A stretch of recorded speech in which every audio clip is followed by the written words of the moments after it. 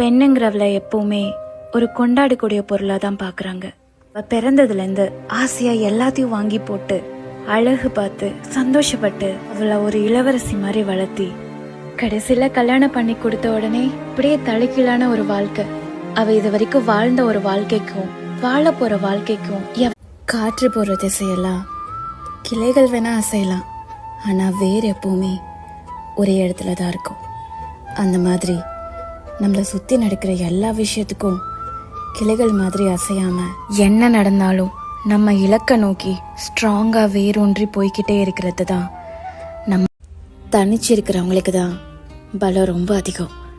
ஏன்னா ஒரு வாட்டி கீழே விழும்போதும் தூக்கி விட யாருமே இல்லைன்னு யோசிக்காம விழுந்த கணத்திலேயே எவ்வளோ சீக்கிரம் எழுந்திருக்கிறோமோ அவ்வளோ பலம் கூடும். தன்னோட எமோஷன்ஸை எவ்வளோக்கு எவ்வளோ தனியாக ஹேண்டில் பண்ணுறோமோ அவ்வளோ கஷ்டப்பட்டாவது தன் குழந்தைகளை நல்லா வளர்க்கணும்னு நினைக்கிற அம்மாக்களை விட நாளைக்கு நம்ம குழந்தை யார் வாழ்க்கையும் கஷ்டப்படுத்திடக்கூடாதுன்னு நினச்சி வளர்க்குற அம்மாக்கள் அதிகமாக இருந்தால் நிறைய பேரோட லைஃப் சேவ் ஆகும் இல்லையா? மோட்டிவேஷன் எப்பவுமே வெளியிலேருந்து தான் வரணும்னு அவசியம் இல்லை, நமக்கு நம்மளே கூட சொல்லிக்கலாம். ஒவ்வொரு நாளும் எனக்கு நான் இதை சொல்லிக்க விரும்புகிறேன். நேற்றை விட எனக்கு கொஞ்சம் அதிகமாகவே லவ் பண்ணுறேன். எப்போவுமே என்னோட ப்ரியாரிட்டி லிஸ்ட்டில் நான் தான் ஃபர்ஸ்ட்.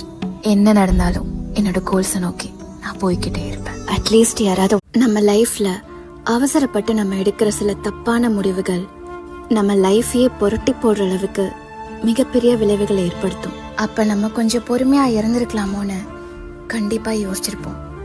பொறுமையாக இருக்கிறதுனால கண்டிப்பாக எந்த அசம்பாவிதமும் நடக்காது தான். பட் அளவுக்கு நமக்கு ரொம்ப பிடிச்ச விஷயத்த மறக்கணும்னு நினைக்கும் போது அது நமக்கு வலியும் வேதனையும் தான் அதிகமாக தரும். மறக்கணும்னு முயற்சி பண்ணி நம்ம எமோஷனை கண்ட்ரோல் பண்ணுறதுக்கு பதிலாக ஜஸ்ட் அந்த எமோஷன்ஸை கொஞ்சம் தள்ளி போடுங்க. உங்களுக்கு தாங்க முடியாத அளவுக்கு கஷ்டமாக இருக்கும்போது அப்படியே ஒரு பாஸ் பண்ணி ஒரு அழகான லைஃப் லெசனை 2 வரியில் தெரிஞ்சுக்க இதை கேளுங்க.